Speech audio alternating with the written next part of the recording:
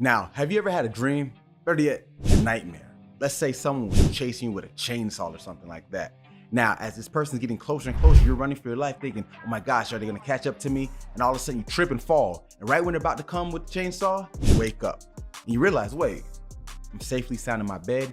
This was just a nightmare, it wasn't real. But then you notice that your heart's beating through your chest. Your breathing is going through the roof. You feel worried, you might even be a little sweaty. This is because your brain perceives this as reality. It doesn't know the difference because it sends that same fear or that stress response to invoke the fight or flight.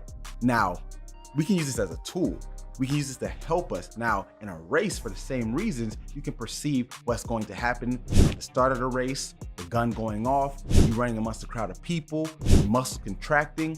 This all can be helpful because when the brain perceives itself working out or exercising or training, it still sends the same signals to the muscles to do just that. And studies have shown that people who practice with this type of mental rehearsal along with their training tend to go further and longer because now the brain knows it's capable of doing it. So I want you to try a few different things. I want you to imagine yourself at the start of the race. Now, don't just think that you're feeling honky-dory, everything's going great.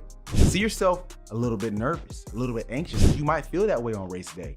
Or see yourself as ready, but thinking about what's ahead of me. Now, these things that we rehearse are going to happen in real time to some degree, so why not practice it right now?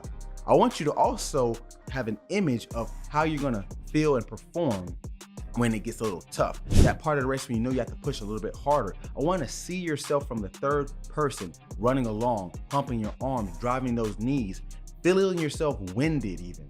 Feel the physical as well as the visual to know how is it gonna be on your body. Are you fatigued at this point? You have a little more left in your tank?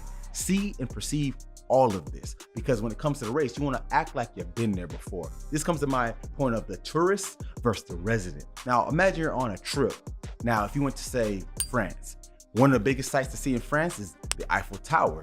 Now, let's say that you've never been there before. You're a tourist, right? You're taking pictures, you're having a great old time. You're so surprised about the experiences, the people, the food. It's overwhelming, but it's great, but you don't know what's next to expect. Now, you don't want to be this on race day because you want to know what you're expecting and prepare as best as possible. You don't want to be the tourist. You want to be the resident. Now, the resident, they live in Paris. They see the Eiffel Tower every single day.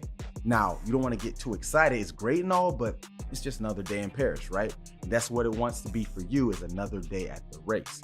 Now, take this in consideration. See what outcomes you want to achieve. See how you want to feel. Feel it the best way possible, but also feel where maybe you don't feel up to your best.